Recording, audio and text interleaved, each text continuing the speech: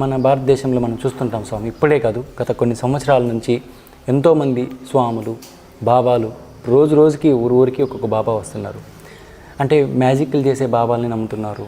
వాళ్ళు చెప్పే అంటే వచ్చే భక్తులు ఎవరైతే దేవుని కోసం వచ్చి దేవుని కన్నా ఎక్కువ బాబాలు నమ్మి బాబాలు చెప్పిన పనులు చేసి ఎంతోమంది ఎన్నో రకమైన ఇబ్బందులు ఎదుర్కొంటున్నారు స్వామి. అసలు నిజంగా ఈ భావాలు అనేది ఎక్కడి నుంచి వస్తున్నారు స్వామి? అసలు ఏ స్వామీజీనైనా, ఏ బాబాజీనైనా, పీఠాధిపతినైనా, మఠాధిపతినైనా, యోగినైనా, సంతు, మహంతు, మాంత్రికుడు, తాంత్రికుడు, అఘోరాది, నాగసాధువాది, దిగంబరులను ఎవరిని చూసుకున్నా శ్రేష్ఠ సనాతన ధర్మంలో ఉండేటటువంటి సాంప్రదాయికమైన అవశేషాలు కనబడాలి. కనీసం తిలకధారణ, సాంప్రదాయికమైన తిలకం, కట్టు, ఆచారం, మడి, సాంప్రదాయిత ఉన్నవాళ్లే స్వామీజీలు. అది లేని వాళ్ళు ఎవరు కూడా స్వామీజీలు కారు. అధికార మదాంధ గర్వాంధముతోటి వాళ్ళు బాబాలుగా చలామణి అవుతున్నారేమో, వాళ్ళని పట్టుకోవాల్సిన బాధ్యత గవర్నమెంట్ది. కానీ ఆ గవర్నమెంటే సాక్షాత్తు ముఖ్యమంత్రులు, మంత్రులు కూడా ఆ బాబాల దగ్గరికి వెళ్ళి కొన్ని లక్షల వేల ఎకరాలు వాళ్ళకి భూమి ఇవ్వడం కానీ, వాళ్ళకి డబ్బులు ఇవ్వడం కానీ మనం చూస్తున్నాము.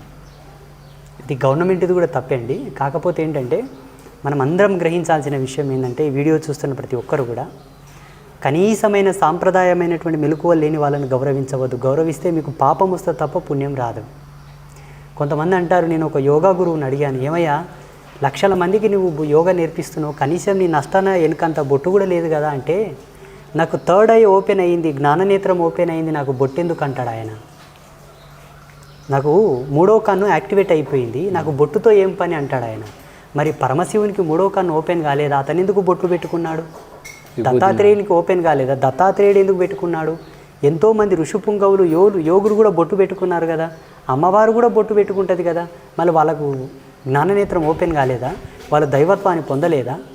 ఇదంతా ఏంటంటే సెల్ఫ్ క్రియేటివిటీ స్వామి. ఇంకోటి, మన భారతదేశంలో ఏ దేశంలో లేనట్టుగా ముక్కోటి దేవతలు, మనకి ఎంతోమంది దేవతలు ఉన్నారు, ఎన్నో రకాల క్యాస్ట్లు ఉండవు చూస్తున్నాం మనము. మనిషి ఎందుకు అంటే పర్టికులర్గా అంటే దేవుడు మీరు అన్నారు అందరూ కలిసి ఒక దేవుడే, సృష్టిలో ఒక దేవుడే కదా అని. కానీ ఈ మనిషి యొక్క అంటే స్వార్థం పెరిగిపోయి, మీరు ఇందాక మనం విన్నాము, ఆ దేవుడు ఆ మతము అన్నట్టు చెప్పి ఈ మతాల్లో మనిషే ఒకరినొకరు కొట్టుకొని ఒకరొకరు ఇట్లా దీంతో వెళ్ళిపోతున్నారు స్వామి. అసలు మనిషి ఎందుకు ఇలా రోజు రోజుకి ఎందుకు ఇలా తయారవుతున్నారు? ఈ మత పిచ్చి, కుల పిచ్చి. అనంతకోటి బ్రహ్మాండాలకు ఉన్నది ఒకే శక్తి, అమ్మ. అమ్మమే ఓంకారం. ఓంకార ధ్వనితోనే ఈ జగత్తంతా ఉద్భవించినది. శక్తి ఒకటే దైవం, అమ్మనే దైవం. అమ్మ తనము తర్వాతనే అందరూ వచ్చారు. ఇక్కడ స్త్రీ ఆరాధన, పురుష ఆరాధన ఎప్పటి నుండి మొదలైందంటే, ఇది ఉపాధి యోగంతో వ్యవహార శైలిని అనుసరించి యోగులు ప్రవేశపెట్టారు. దీంట్లో ధర్మమూలాలు వేరున్నాయి, అవి మనకు అర్థం కావు, మాకు అర్థమైన మీకు అర్థం కావు. కానీ ఒకే దేవుడు ఉండవచ్చు కదా, ఇంతమంది దేవీ దేవతలు ఎందుకు అని చాలామందికి కన్ఫ్యూజన్ ఉన్నది. నేను ఒక మాట అడుగుతాను, ప్రపంచంలో రావి చెట్టు అన్నది ఒకటే, అది ఒకే ప్రదేశంలో ఒకేలా ఉంటే ప్రపంచానికి ఎలా ఉపయోగపడుతుంది? దైవం ఒకడే ఉండి ఒకే ప్రదేశంలో ఉంటే వివిధ రూపాల్లో, వివిధ ప్రదేశంలో, వివిధ భావాలతో ప్రకటితమైనప్పుడే సమాజంలో పలు విధములైనటువంటి శాంతులు నెలకొంటాయి. కాబట్టి అన్ని రకాల ఫంక్షన్స్, అన్ని రకాల డిపార్ట్మెంట్లు నేచర్లో ఉన్నాయి. ఒక్కొక్క దేవుడు ఒక్కొక్క ఎనర్జీని రిఫ్లెక్షన్ చేస్తాడు, ఒక్కొక్క దేవుడు ఒక్కొక్క శక్తి తరంగాన్ని ప్రబోధం చేస్తాడు. ఈ సృష్టి సారథ్యాన్ని నడపడానికి వాళ్ళు ఒక ప్రేరేపకంగా పనిచేస్తారు దేవుళ్ళు. మనకు దేవతా సమూహం ఉన్నది, ఆ దేవత సమూహంలో ఉండేటటువంటి ప్రబంధకాన్ని అనుసరించే ఇంతమంది దేవతల ఆవిర్భావం చెందారు. ఇందులో శాస్త్రీయత ఉన్నది, విజ్ఞానం ఉన్నది. ఇది ఎక్కడ కూడా మూఢనమ్మకం కాదు, అపనమ్మకం కాదు. ఇవి మనకు అర్థం కావు. మనం గమనించవలసింది ఏంటంటే, సనాతన ధర్మంలో విలసిల్లేటటువంటి దేవీ దేవతలను మాత్రమే ఉపాసించవలే, అన్యమైన వాళ్ళను పూజించకూడదు. ఒకవేళ పూజిస్తామంటే అది నీ యొక్క వ్యక్తిగతమైనటువంటి తెలివి అవుతుంది తప్పిస్తే వేద ప్రమాణం కాదు. అలా పూజించి మిగతా వాళ్ళ మీద రుద్దుతున్నారు స్వామి, పూజించాలి అన్నట్టు రుద్దుతున్నారు, వాళ్ళకి లేనిపోని ఆశలు కల్పిస్తున్నారు. ఇంకొకటి మోటు సూత్రం చెప్తాను చూడండి, 2 చేతుల కన్నా ఎక్కువ చేతులు ఉన్న వాళ్ళే దేవుళ్ళు, దేవతలు. 2 చేతులతో ఉండి 2 చేతులతోనే విరాజిల్లుతున్న వాళ్ళందరూ కూడా మానవ సమూహం కిందికే వస్తారు. వాళ్ళు అవతార పురుషులు అనవచ్చు, సిద్ధ పురుషులు అనవచ్చు, యోగులు అనవచ్చు, వాళ్ళను ఒక గొప్ప మహత్తుతో కొలవవచ్చు. కానీ దైవత్వం ఆ పాదం కాదు. ఏ దేవతకది ఎక్కువ చేతులు ఉంటాయో ఆ దేవత లోపల తీవ్రత ఎక్కువ ఉంటుంది, పవర్స్ కూడా ఎక్కువ ఉంటుంది, వరాలు కూడా ఎక్కువ ఇస్తారు, వాళ్ళకు రైట్స్ కూడా ఎక్కువ ఉంటాయి. స్వామి ఇంకోటి, మానవుడు ఇప్పటికే 2000 సంవత్సరాల దాకా అవుతుంది. మానవుడు ఇప్పుడున్న సైంటిఫిక్ ప్రకారం కావచ్చు ఈ యుగంలో అన్నిటినీ సాధిస్తున్నాడు, అన్నిటినీ జయిస్తున్నాడు, ఒక మరణాన్ని తప్ప. ఈ మరణం అనేది ఎందుకు మరణాన్ని జయించలేకపోతున్నాడు స్వామి? నాకు వచ్చిన సందిగ్ధం ఇది. మరణం సంభవించవలే. మరణం గనక సంభవించకపోతే మన బతుకు దుర్లభం అవుతుంది. ఈనాడు ఒక చెట్టుకుండే కాయ ప్యానల్లో ఫ్రై అయితే తప్ప మన కడుపు నిండదు. ఒక ఆకుకూర ఫ్రై అయితే తప్ప మన కడుపు నిండదు. దాన్ని బ్రతికించాలన్నప్పుడు నువ్వెలా బ్రతుకుతావు? ఇదంతా పునరపి జననం పునరపి మరణాన్ని అనుసరించి ఈ జీవచక్రంలో ఉండేటటువంటి ధర్మాన్ని భగవంతుడు ఒక సారథ్యం వహిస్తూ నడిపిస్తున్నటువంటి ప్రణాళిక. దీన్ని ఎప్పుడు మనం తప్పు అనకూడదు. మరణం అనివార్యం, మరణం సంభవించినదే, మరణం సంభవించాలి కూడా.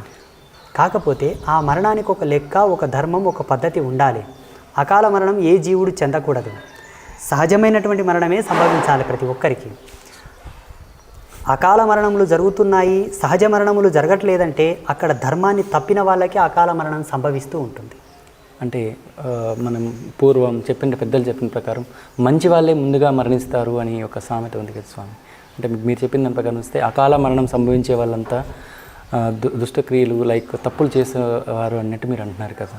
సో అసలు మనిషి పుట్టినప్పటి నుంచి ఎప్పటికైనా చనిపోతాడని తెలుసు ప్రతి మనిషికి చనిపోతాం. నేనైనా మీరైనా అందరూ తెలిసి కూడా ఎందుకు స్వామి మనిషి తన మరణం ఈ డబ్బు కోసము, ఈ ఆస్తుల కోసము, ఈ అసూయ ఇలాంటివన్నిటికీ వాటిని అధిగమించలేకపోతున్నాడు స్వామి? మంచి వాళ్ళు తొందరగా చనిపోతారు అనుకున్నా పుణ్యాత్ములు తొందరగా మరణిస్తున్నారేమో అనుకోవచ్చు.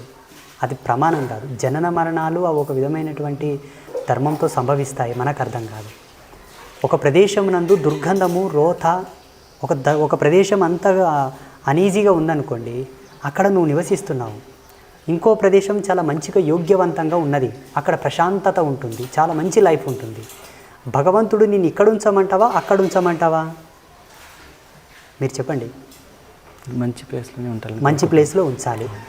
ఈ జరామరణమైనటువంటి ఈ ప్రపంచంలో, ఈ కలియుగంలో నేను ఉంచడం ఇష్టం లేక నువ్వు మంచోడు కాబట్టి నేను తీసుకెళ్ళి మంచి లోకంలో పెడుతున్నాడు.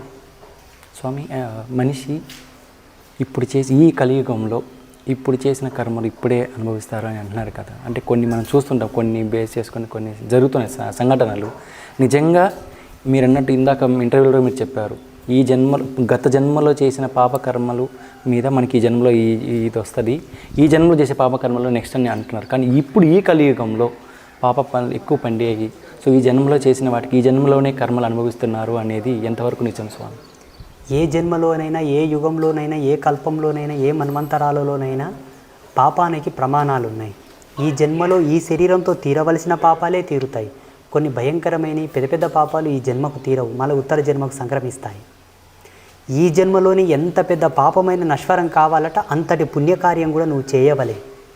సెమీ బ్యాలెన్స్డ్ చేస్తే ఇవి ఇక్కడనే తీరిపోతాయి. ఉత్తర జన్మ నువ్వు ఏం డిసైడ్ చేసుకుంటే ఆ జన్మకు పోవచ్చు. నీకు వే క్లియర్గా ఉంటుంది. ఆ ట్రావెలింగ్ సిస్టమ్, ఆత్మ యొక్క ట్రావెలింగ్ అనేది అన్నప్పుడు జీవుడు ధర్మాన్ని పట్టుకోక, ఆచారాన్ని పాటించక, దైవత్వాన్ని పొందలేపక మరణిస్తే ఇందు మూలంగా చేసినటువంటి పాపములన్నీ కూడా ఆత్మ వెనుక ప్రవేశిస్తాయి.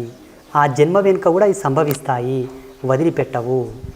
స్వామి, ఆత్మని మీరు ఆత్మ గురించి చెప్పారు కాబట్టి ఇంతకుముందు కూడా చాలా చక్కగా చెప్పారు. ఒక భార్య భర్తలు ఉన్నారు స్వామి. అంటే షార్ట్ పీరియడ్లో పెళ్ళయి అనుకోని సఖ్యత లేని సందర్భంలో ఆ అమ్మాయి చనిపోతుంది స్వామి. అంటే తను స్వతగా ప్రాణ త్యాగం చేస్తుంది. ఆ త్యాగం చేసిన అమ్మాయి, అంటే ఆత్మలు ఇప్పుడు ఉన్నాయని మీరు చెప్పారు కాబట్టి అడుగుతున్నాను స్వామి, నిజంగా ఆత్మలుండి ఆ అమ్మాయి అతని మీద ప్రేమతోనో లేకుంటే పగతోనో చనిపోతే నిజంగా అతని మీద ప్రతీకారం తీర్చుకోవడానికి అవకాశం ఉందా? అంటే ఎలాంటి ఆత్మలు ఇబ్బంది పెడతాయి? దయ్యాలు, ఆత్మలు రెండు ఉన్నాయి కదా స్వామి. ప్రతీకారం తీర్చుకుంటుంది. ప్రేమ ఉంటే ఇంకేం చేయదు, ఇంకా ఆయన బ్లెస్ చేస్తుంది మంచిగా. ఆయన యందు ఆమెకు కోపం ఉండి పగ ఉంటే తప్పకుండా రివెంజ్ తీర్చుకుంటాడు. అది ఏ విధంగా ఉండదు స్వామి? అశాంతికి గురి చేస్తూ ఉంటుంది, బిజినెస్ ఫెయిల్యూర్ అవుతుంది, జాబ్లో డిస్టర్బ్స్ వస్తాయి, ఫైనాన్షియల్గా స్ట్రగుల్స్ వస్తాయి, హెల్త్ ప్రాబ్లమ్స్ వస్తాయి, పడుకున్నప్పుడు నిద్ర రాదు, పీడకలలు పడుతూ ఉంటాయి, ఆరోగ్యం సహకరించదు. ఏ వంకతోనైనా అశాంతిగా ఉంటాడు తప్పిస్తే శాంతిగా మాత్రం ఉండడు. Any kind of issue. పరిహారం అంటే మనకు ధర్మంలో చెప్పిన కొన్ని తంతులు ఉన్నాయి. ఆ తంతులను అనుసరించి యోగులను సంప్రదిస్తే వాళ్ళు చక్కటి పరిష్కార మార్గంతో మిమ్మల్ని బయటికి తీసుకొస్తారు. స్వామి, ఇందాక మీరు చెప్పిన ఇంటర్వ్యూలో నేను దైవత్వాన్ని కలిగి ఉన్నాను, రెగ్యులర్గా నేను ఆత్మలతో దయ్యాలతో కూడా నేను చూస్తుంటాను, నిన్న కూడా 2 చూశాను అన్నారు. మీరు చూసింది ఆత్మలనా దయ్యాలనా? దయ్యం అంటే కొంత ప్రేరణతో ఒక విధమైనటువంటి క్రోధిత్వంలో ఉండేది దయ్యం. ఇది ఆత్మనే, అది ఆత్మనే, పేర్లు ఒకటే, వేరు వేరు. పిచ్చి కుక్క అంటాము, ఉత్త కుక్క అంటాం. కుక్కనే, దీని పిచ్చి కుక్క అన్నాం, దాన్ని సామాన్యంగా కుక్క అన్నాం. ఆత్మనే దయ్యం అంటాము, ఆత్మ అంటాం. శాంతంగా వ్యావహారికంగా ఉన్నదాన్ని ఆత్మ అన్నాము, కొంత భయంగా బీభత్సంగా ఉన్నదాన్ని దెయ్యం అన్నాము. దీంట్లో పవర్ ఎక్కువ ఉంటుంది కాబట్టి. మీకు ఇంత పవర్స్ ఉన్నాయి కదా స్వామి, అంటే ఆ ఆత్మల అంటే మీరు ఆత్మలతో ఇంటరాక్ట్ అంటే మాట్లాడతారు కదా స్వామి, అంటే మీతో మాట్లాడతాయా? అంటే ఏ విధంగా వాటి సమస్య అంటే బాధను చెప్పుకోవడానికి ట్రై చేస్తాయా, లేకపోతే మీరు వాటికి కూడా సమస్యలు ఉంటాయి కదా స్వామి, మనిషికి ఉన్నట్టే మానవుడికి ఉన్నట్టే ఉంటాయి, ఆత్మలకు కావచ్చు దయ్యాలకు కావచ్చు. అలాంటి సందర్భం మీకు ఎప్పుడైనా ఎదురైందా? వాటి సమస్యలు పరిష్కరించడానికి ఏదన్నా ఆ సిచ్యువేషన్ మీరు ఫేస్ చేశారా స్వామి? పిచ్చి పిచ్చి కోరికలన్నీ కోరుతాయి, దాంట్లో కోరికలను తీర్చుకుంటూ పోతే మన తపస్సు అంతా నిర్వీర్యం అయిపోతుంది. అందుకే వాటిని వారిస్తాం. ఏయ్ ఆగు, నా అన్న ధర్మాన్ని నీకు ఇవ్వాలనుకుంటే నా ఆదేశానికి నువ్వు కట్టుబడి ఉండని చెప్తాను. వాటికి ఆశలు చాలా ఉంటాయి. అందమైన కన్యపిల్ల శరీరంలో ప్రవేశిస్తూ ఉంటుంది, వయసుతో ఉన్న ఒక యువకుడితో మోహించాలంటది. వాడి జీవితం ఏం కావాలి, ఆమె జీవితం ఏం కావాలి, ఎన్నో అడుగుతుండే, అవెల్లా తీర్చలేం మనం. అంటే మీరు ఇందాక అన్నారు మేడం, ఒక మానవుడు మమ్మల్ని కోరితే అతని కోరికను మేము నెరవేరిస్తే అమ్మ ద్వారా మేము నెరవేర్చాలి అంటే ఒకతను వచ్చి మిమ్మల్ని అడిగారని చెప్పారు కదా హైదరాబాద్ నుంచి. అలాగే మనిషికైనా ఆత్మలకైనా ధర్మం కానీ ఆశ కానీ అంటే వేరే విధైనా కూడా ఒకటిగానే ఉంటుంది కదా స్వామి. ఇప్పుడు ఆ ఆత్మ ఏదైనా ఒక కోరిక కోరింది అనుకోండి, ఆ కోరిక తీర్చగలగడానికి ఎటువంటి కారణాలు చెప్పగలుగుతారు మీరు? బేతాళ సామ్రాజ్యం అని ఒకటి ఉంటుంది. ఆ బేతాళ సామ్రాజ్యానికి అధిపతి బేతాళుడు. అక్కడ మొత్తం ఈ ప్రేతాత్మలు, పిశాచములు, దెయ్యములే ఉంటాయి. నీకు అంతగా శృంగారభరితంగా తృప్తి చెందవలసి ఉంటే ఆ సామ్రాజ్యం నుండి ఉండేటటువంటి ఒక యువకుడు, అతడు కూడా అకాల మృత్యువాత పడి మరణించిన వాడే ఉంటాడు, ఆత్మగా సంచరిస్తుంటాడు. ఈ ఆత్మతో పోయి సుఖపడమని చెప్తాం. మనిషి చనిపోయినాక స్వామి పర్టికులర్ ఇన్ని ఏజెస్ వరకు, ఇన్ని సంవత్సరాల వరకు బయట దేవుని దగ్గరికి వెళ్ళడానికి ద్వారం ఉండదు. సపోజ్ ముందుగానే ఆత్మహత్య చేసి చనిపోయారు అనుకోండి, ఇన్ని సంవత్సరాల తర్వాత ఆయుష్ తీరినాకే వెళ్తారు అన్నారు అని మనకు చెప్పబడుతున్న పెద్దలు కానీ స్వాములు కానీ ఇలాంటివి. అది ఎంతవరకు నిజం స్వామి? వాస్తవమే. కలియుగ ధర్మాన్ని అనుసరించి మనకు 100 సంవత్సరాల ఆయుష్, మనకు 100 సంవత్సరాల ఆయుష్. కానీ 100 కన్నా ముందే చనిపోతున్నారు అంటే అక్కడ ఆయన జీవించిన జీవన విధానం యొక్క లోపం. తినకూడనివి తినడం, తాగకూడనివి తాగడం, జీవించకూడని అధర్మపరమైనటువంటి పద్ధతిలో జీవించడం, ఇవి మరణానికి హేతుకం అవుతాయి. అక్కడ ఆయుక్షీణమై 100 సంవత్సరాలు 50 సంవత్సరాలకే గుట్టుకుమనేస్తుంది. ఇక్కడ ఆయన అకాలముగా చిన్న వయసులోనే చనిపోయాడు అనుకుంటే, బ్యాచిలర్గా చనిపోయాడు అనుకుంటే ఆత్మకు కొన్ని ధర్మాలు ఉంటాయి. పిల్లలు అయి పుట్టిన తర్వాత చనిపోతే ఇంకొంత నిడివి తగ్గుతుంది. పిల్లలు పుట్టి ఆ పిల్లలకు పెళ్ళైనాక చనిపోయాడంటే ఇంకొంత నిడివి తగ్గుతుంది. ఎట్లా ధర్మాలు నిర్వర్తనం అవుతుంటాయో అట్లా ఆత్మకు కూడా కొంత చైతన్యం, దాని యొక్క నిడివి తగ్గుతూ ఉంటుంది. స్వామి మీరు చెప్పారు, నేను 16వ సంవత్సరం నుంచినే నాకు ఆధ్యాత్మికతలోకి రావాలని నాకు అనిపించింది, సో వచ్చాను. ఎన్నో అవహేళనలు, ఎన్నో ఇబ్బందులు, ఎన్నో మాటలు పడ్డాను, సమ్టైమ్స్ నేనే ఏడ్చుకున్నానని కూడా మీరు చెప్పారు కదా స్వామి. అలాంటి సందర్భంలో ఏ రోజు అంటే మీకు తల్లి ప్రసన్నమైందని మాకు అర్థమవుతుంది స్వామి. ఏ రోజైనా ఆమె ప్రసన్నమయ్యి అంటే తల్లి మీకు కళలో కాకుండా మానవుడికి కళలో కనిపిస్తుంది, మీకు ప్రత్యక్షం అవుతుంది అన్నారు కదా, అలా ఏ క్షణమైనా మీకు ధైర్యం చెప్పిన సందర్భం మాకు చెప్పగలరా? మనస్సాక్షి ప్రమాణంగా అయ్యిందని చెప్తాను, కానీ అందరు నమ్మాలే కదా. రామకృష్ణ పరమహంస వారు కాళీమాతకు అన్నం తినిపించానంటే పెండ్ల మీద తిట్టింది, తన భార్యని తిట్టింది, ఓ పిచ్చోడవు అన్నదాన్ని. అమ్మ మాతో మాట్లాడిందా, మమ్మల్ని స్పృశించిందా, కగులించుకుందా అన్నది నేను చెప్పడం వల్ల డిక్లేర్ అవ్వదు. మరి సినిమాల్లో చూస్తే నమ్మేస్తారు కదా స్వామి జనాలు. సినిమా అనేది ఒక విధమైనటువంటి ప్రపంచం అండి, దాన్ని ఎప్పుడు మనం ప్రమాణంగా తీసుకోవద్దు. వ్యవహారికంగా ఇప్పుడున్నటువంటి వర్తమానం లోపల అది నిజంగా నిరూపణ అవ్వాలంటే నా జీవన విధానము, నేను నడిచేటటువంటి స్థితిగతులను అనుసరించి ఈ క్షేత్రాన్ని అర్థం చేసుకున్న నాడు అమ్మ నాకు ప్రత్యక్షం అయిందా లేదా మీకు అర్థమైపోతుంది. నాకన్నా మీకే అర్థమైపోతుంది. నేను చెప్తే ఏమైతుంది, కొంతమంది విజ్ఞానవంతులు మీలాంటి మేధస్సు ఉన్న వాళ్ళు ఏమంటారంటే, ఆయన సెల్ఫ్గా అమ్మవారుగా అనిపించింది అంటాడు, మళ్ళీ అమ్మవారుగా అనిపిస్తే రేపు వచ్చేటటువంటి ముప్పు గురించి చెప్పమని అంటాడు ఆయన. ఇప్పుడు బార్డర్లో మన జవాన్ల మీద ఎవడైనా దాడి చేస్తే ఆయన శక్తితో చెప్పమని అడుగుతాడు ఇంకొక ఆయన. ఈ ప్రశ్న నేను తోటి స్వామీజీలను అడుగుతా చాలాసార్లు. నేనంటే వయసుకు చిన్నోన్ని, అందున దేని ప్రమాణానికి అందనటువంటి స్థితిలో నేనున్నాను. వాళ్ళ దృష్టిలో, నా దృష్టిలో కాదు. నేను వాళ్ళని అడుగుతాను, సిద్ధాంత పండితులను నేను అడుగుతాను. ఒక ఆయన ఇప్పుడు బోలే బాబా అని అంతమందిని కడుపున పెట్టుకున్నాడు కదా, అటువంటి బాబాజీలందరూ కూడా పుల్వామా దాడి జరుగుతుంది, మన సైనికులను బలికొంటారు అని ముందే ఎందుకు చెప్పలేదు? చెప్పవచ్చు కదా. దేశ సైనికులను కోల్పోయేటంత అవసరం మనకు లేదు. మనతో అంత తపశ్శక్తి ఉంటే, అంత మంత్రబలం ఉంటే, అంత యోగ బలం ఉంటే, అంత దైవశక్తి ఉంటే భవిష్యత్తులో ఈ దేశానికి వచ్చే ప్రతి ముప్పుని చెప్పాలి కదా. చెప్పరు. మా దేవుడు గొప్ప, మా గ్రంథాలు గొప్ప, మా బొట్లు గొప్ప, మా కట్టుబాట్లు గొప్ప, నా దేవుడే గొప్ప, నా గురువే గొప్ప అని చెప్పుకుంటారే తప్ప ఈ తల్లి గొప్పది, ఈ భూమి గొప్పది, ఈ దేశం గొప్పది, ఈ జాతి గొప్పది, ఈ వేదం గొప్పదని చెప్పరు. చాలా థ్యాంక్స్ స్వామి, మీ విలువైన సమయాన్ని మాకు వెచ్చించారు. అండ్ ఈ ఆశ్రమము, ఈ టెంపుల్ కూడా చాలా డెవలప్ అవ్వాలి. మీరు ముందు కూడా మీరు ఇంతకుముందు చేసిన సమస్యలన్నీ ఏవైతే ఉన్నాయి అడిగాను స్వామి. అడిగాను. ఫస్ట్ అడిగిన క్వశ్చన్ అది. బోలేబాబా లాంటి బాబాజీలను నమ్మిన ప్రతి ఒక్కరూ ఎన్ని జన్మలు ఎత్తినా దేహి దేహి అని బిచ్చగాళ్ళలాగా పుడతారు తప్పిస్తే మీకు లక్ష్మీ అనుగ్రహం దొరకదు. ఒక సాధుగా నా శాపం. వ్యక్తి పూజ పనికిరాదు. నమ్మితే ప్రాణం లేని రాయిని నమ్ముండ్రి కానీ ప్రాణం ఉన్న వ్యక్తిని ఎవరు నమ్మొద్దు. గౌరవించండి, వాళ్ళని సేవించుకోండి, వాళ్ళకి దండం పెట్టుకోండి, సాష్టాంగ నమస్కారం చేయండి. అరే, మనిషిగా యోని యందు పుట్టి మలమూత్ర రోతలో పుట్టిన వాళ్ళని దేవుళ్ళని చేసి కిరీటాలు పెట్టేస్తున్నారు. ఇదెక్కడి న్యాయం? ఒక నిత్యానంద ఏంటి, ఆశారాం ఏంటి, ఒక డేరాబాబా ఏంటి, మొన్నటికి మొన్న రాంపాల్ ఏంటి, అక్కడెవరో అనంతపురంలో కల్కి భగవాన్, అమ్మా భగవాన్ ఏంటి, వీళ్ళు ఎట్లా దేవుళ్ళు అవుతారు? దైవత్వం మనోనేత్రమునకు అందనిది, మాంసనేత్రములకు అందనిది. వాళ్ళందరూ లైవ్లో కనిపిస్తున్నారు మనకు. వాళ్ళకు మూత్రం రాదా, 2 రాదా, 1 రాదా? ఇక్కడ పోతుంది, ఇక్కడ బయటకు వస్తుంది. వాళ్ళు ఎట్లా దైవత్వం? దైవత్వం అంటే నిరాకారం, సాకారమైన స్థితిలో ఉండకూడదు. వాళ్ళు శూన్యంలో ఉండవాలి, ఎరుకలో ఉండవాలి. భావానికి గుణమునకు అందని వాళ్ళు కదా దేవుళ్ళు. మేము నేర్చుకున్న శాస్త్రాలు ఇవి. నా ధర్మం, సనాతన ధర్మంలో మేము నేర్చినట్టు వేద ధర్మాలు వల్ల మీరేమో మనసులనే దేవుళ్ళని చేసేస్తారు. అట్లా చేయడం వల్లనే భూదేవి ఓర్వలేపాక అంతమందిని పొట్టలు పెట్టుకున్నది. ఈ లెక్క మూర్ఖులు రా నాయన అని. అక్కడ బాబాజీ తప్పు ఎంతుందో జనాలది కూడా అంతే తప్పు ఉన్నది. ఇటువంటి బాబాలను నమ్మినంత వరకు మీరు నాశనం అవుతారు తప్ప బాగుపడరు.